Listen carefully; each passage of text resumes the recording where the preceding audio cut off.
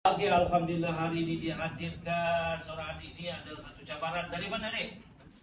Sebenarnya okey, apa masalah? Bengkok cuba tengok sikit. Okey.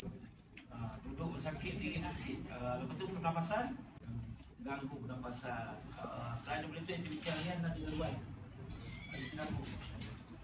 Cuba bangun dulu. This is this part lah. Okey. Dua side. Ini satu. Dua side. Yang dah tidak keluar daripada landasan. Okey. Doakan agar adik ini rahmatannya disempurnakan oleh Allah SWT.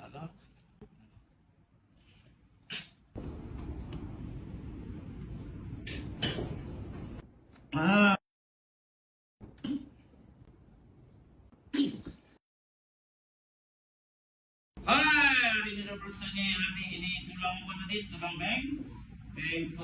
Ada masalah apa? Sukar? Lagi? Okay. Sekarang selepas terapi rasa macam mana? Semua rasa okey ya? Okey. Ayah macam mana komen? Happy? Yang diberikan oleh Allah SWT hari ini Allah izinkan dia punya rawatan kamu memberikan hasil yang cukup biasa. Jadi kalau ada masalah tinggal komen yang berlaku biasa di mana kemauan di situ ada jalan.